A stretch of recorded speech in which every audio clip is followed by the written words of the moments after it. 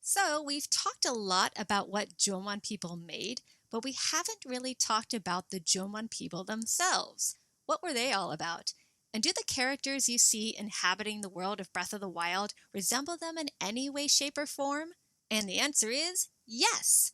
You have to look sort of carefully, but if you do, you'll notice certain characters in the game are rather unique looking. Now, it's true the art design team at Nintendo probably made them that way just for fun. But you can draw a correlation between these unique physical features and the prehistoric Jomon people. For example, there's a sort of goofy traveling merchant in the Zelda series named Beetle. He's pretty distinct looking, and not just because of the giant traveling pack he has with him. If you look carefully, you'll notice a healthy dusting of freckles on his face. Why is that important? Well, it turns out that the Jomon people may have had freckles too.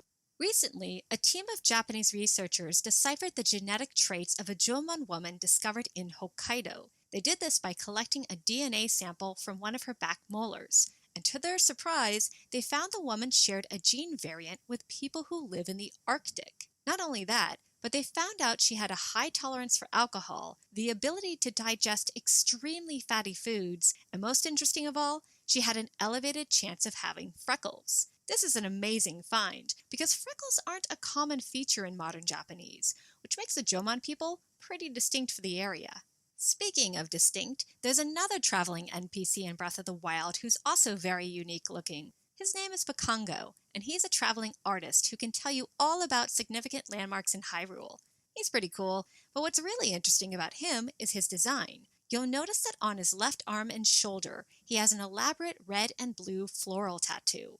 That's not a very common feature in a Zelda game, but it is a common feature in this game. Players will also notice that both the bashful girl in Kakariko Village Paya and the ancient Sheikah sage Impa sport facial tattoos. Now again, these markings are probably just a whimsical addition by the game's design team, but they wouldn't be out of place in the Jomon culture. According to a Chinese source from the 3rd century BCE known as the Gishiwa Jiden, the people of Japan, known to the Chinese as the people of Wa, tattooed their faces and painted their bodies. Here's a quote. The men of Wa tattoo their faces and paint their bodies with designs. They are fond of diving for fish and shells. Long ago, they decorated their bodies in order to protect themselves from large fish.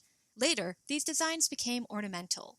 Body painting differs among the various tribes, and the position and size of the designs vary according to the rank of the individual. They also smear their bodies with pink and scarlet, just as we Chinese use powder.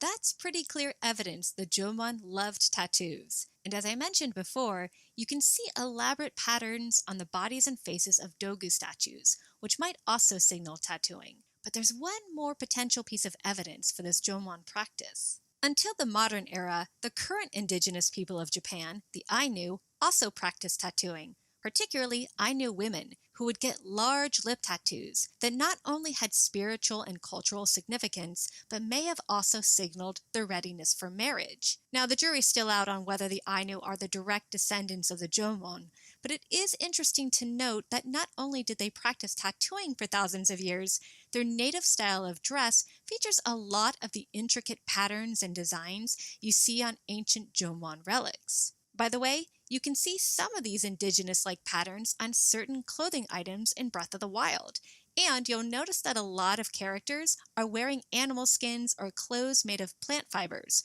which the Jomon would also have worn. Now, to be fair, not everything featured in Breath of the Wild is tied to Jomon culture, like those iron weapons that always manage to attract lightning during a storm. Yeah, those didn't exist in the Jomon period, because the Jomon people were not yet familiar with iron. And the horses you can ride from one end of Hyrule to the other, well, it turns out horses were very rare in Jomon Japan and weren't really used. And the food you cook to heal or raise Link's stats in the game, well, ingredients like spicy peppers, sugar, and milk weren't around. But things like nuts, fish, mushrooms, salt, and wild game did exist in the Jomon era, so some of the food recipes in Breath of the Wild, like mushroom skewers and salt-grilled fish, were probably similar to those used by the Jomon people. But alas, the eye motif you find everywhere in Breath of the Wild has zero correlation to Jomon culture, which is a real bummer because that would have been kind of cool. clearly there are a lot of things in the game that didn't exist in the Jomon period.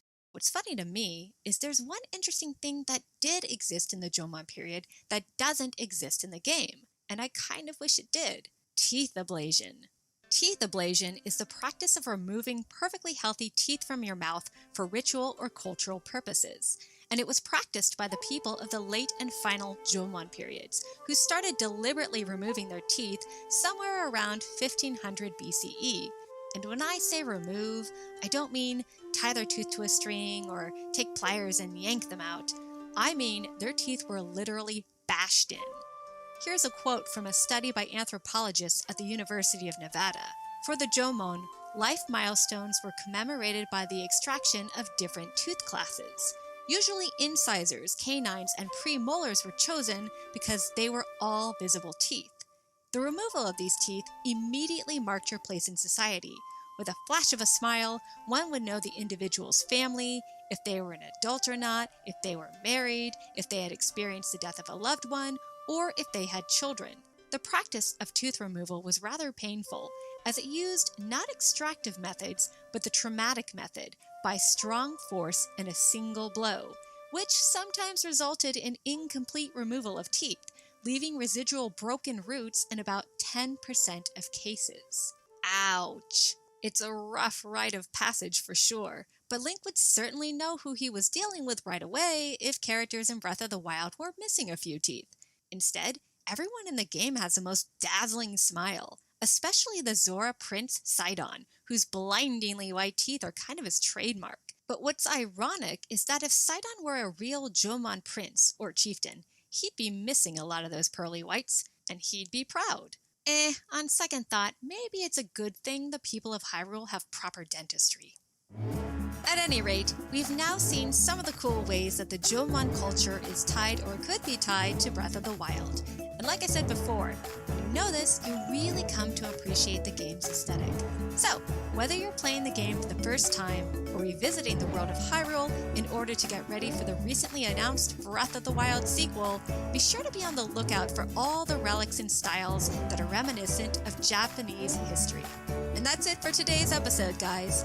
Questions, comments, corrections? Be sure to hit me up at my email at meghanhistory, meghanhistory@gmail.com, or reach out to me on my Twitter account at Meghan, MEGHAN _IGN. Thanks for listening, guys. Bye-bye.